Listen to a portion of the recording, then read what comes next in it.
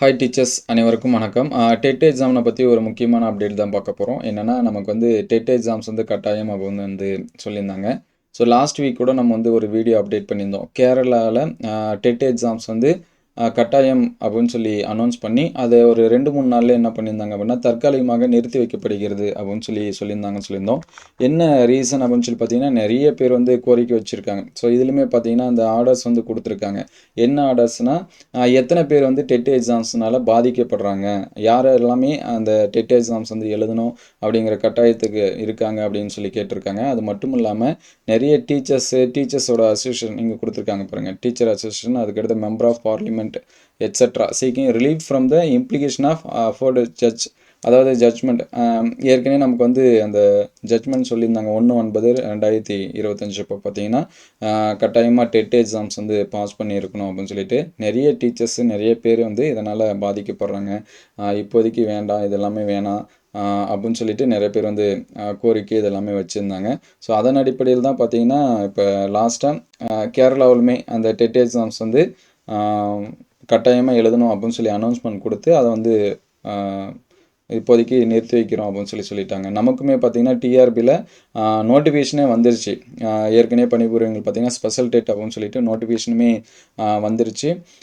அதுக்கப்புறம் பார்த்திங்கன்னா அதை உடனே வெப்சைட்லேருந்து எடுத்துட்டாங்க, நம்மளோட டிஆர்பி வெப்சைட்லேருந்து எடுத்துட்டாங்க. ஸோ இதில் என்ன சொல்லியிருக்காங்கன்னா நிறைய டீச்சர்ஸ் வந்து பாதிக்கப்படுவாங்க, ஃபினான்ஷியலாக பாதிக்கப்படுவாங்க, மென்டலி பாதிக்கப்படுவாங்க அப்படி எல்லாமே கொடுத்துருக்காங்க.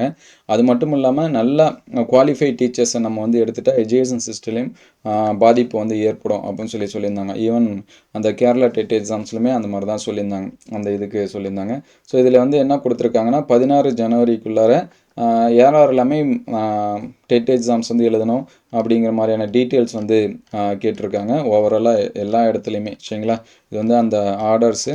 ஸோ இங்கே பார்த்தீங்கன்னா ஏஜ் வைஸாக கொடுத்துருக்காங்க.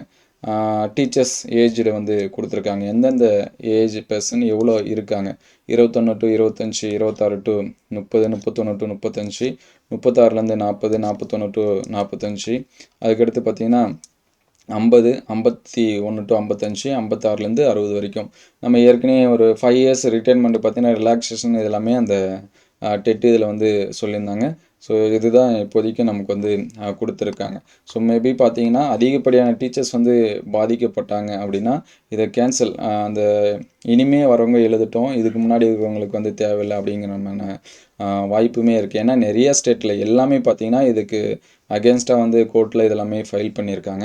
ஸோ அடுத்தடுத்து அப்டேட்டட் நியூஸ் வந்துச்சு அப்படின்னா நம்ம வந்து அப்டேட் பண்ணுவோம். மோஸ்ட்லி எல்லாமே ஏற்கனவே இருக்கிறவங்களுக்கு அந்த ரூல்ஸ் எப்போ சொன்னாங்களோ அதுக்கப்புறம் இனிமே வந்து நாங்கள் வேணால் புதுசாக அப்பாயின்மெண்ட் பண்ணுறவங்களுக்கு டெட்டு வந்து கட்டாயம் அப்படின்னு சொன்னால் ஒரு நியாயம் உண்டு. எல்லாமே அப்படி தான் சொல்லுவாங்க.